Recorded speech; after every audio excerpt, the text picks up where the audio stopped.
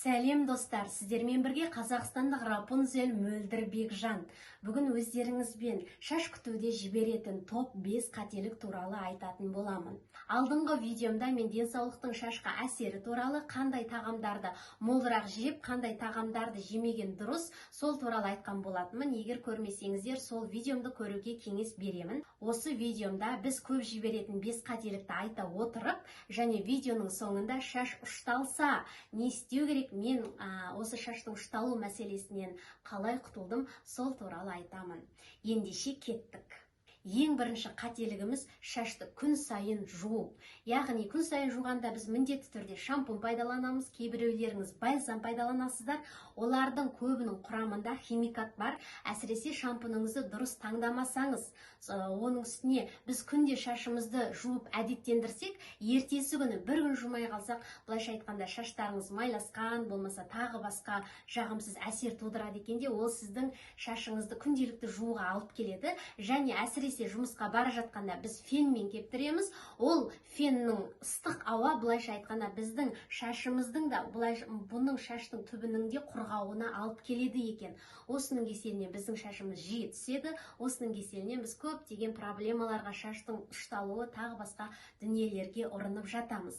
Екінші қателік, біз шашқа сән береді, әдемілік береді деп қыздар қауымы бюралау, үтіктеу, фен, лак, тағы басқа көптеген дүниелерді қолданады екенбіз.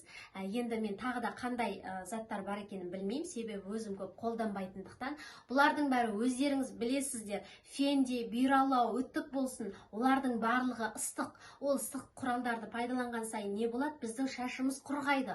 Құрғағаннан кейін сынғыш болады, сынғыш болғаннан кейін көп түседі, көп ұштанып кетеді. Осылардың бәрі бізге шашымызға зиян келтіреді екен.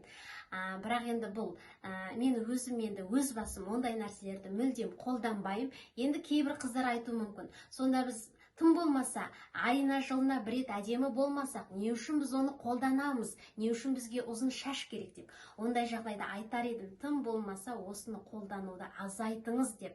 Жылына бір рет болсын, бір анда-санда тойға барғанда болсын, сондай жағдайда ғана пайдаланыңыздар. Одан бөлек шаш бюралаудың да неше түрлі ондай құралдарсыз-ақ табиғи жолдармен бюралауға болады ғой қазіргі жағдайда. Әдемілеп өруге болады дегендей. Сол нәрселерді ескертеміз. Және де тағы бір ескертетін нәрсе, біздің шашымыздың өсуіне, бұдан да жақсы болуына көмектеседі деп кондиционер, бальзам, неше түрлі заттарды ала береміз. Олардың өзін пайдаланғанда да біз абайлап пайдалануымыз керек. Біз білмейміз ғой, қайсысы біздің шашымызға пайдалы, қайсысы зиян деген дүниелерді. Мысалы, мен ондай заттарды пайдаланғанда міндетті түрде шашымды бақылаймын. Бір күн пайдаланып көрдім ба, ары қарай бір апта бойы бақылаймын мен шашымды.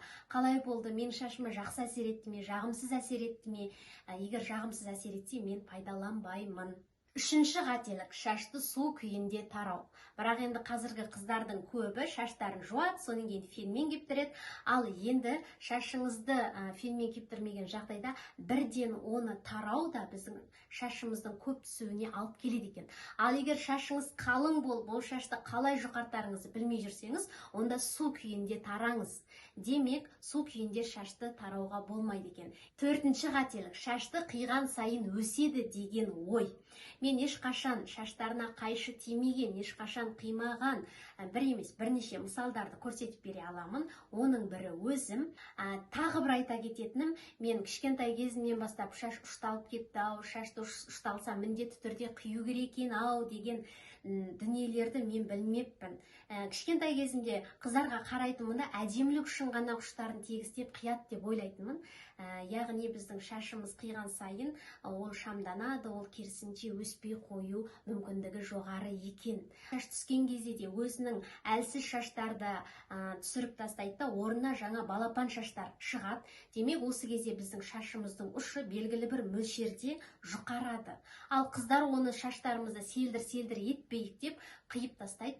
Оған ол соншалықты дұрыс деп айта алмаймын. Шашы ұзын қыздардың ұшағының бір жұқарақ болуы ол табиғи дүние екенін ескерте кеткім келеді.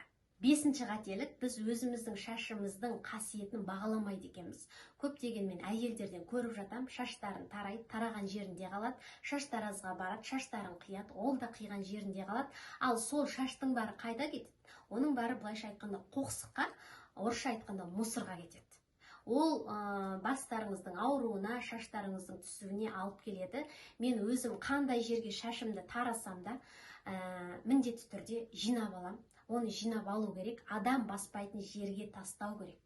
Осы біздің шаш өсірудегі біздің ең көп жіберетін 5 қателігіміз екен.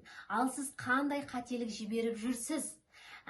Шашты өсіру үшінде шыдам, сабыр, тұрақтылық керек екен. Егер бір күн жарайды есіңізде болып, келесі күні ұмытып кететін болсаңыз, соншалықты бір керемет нәтижеге жете қою, қазақша айтқанда не ғайбыл. Сол себепті шаштарыңызды аялаңыздар, күтіңіздер, табиғилығын бағалаңыздар.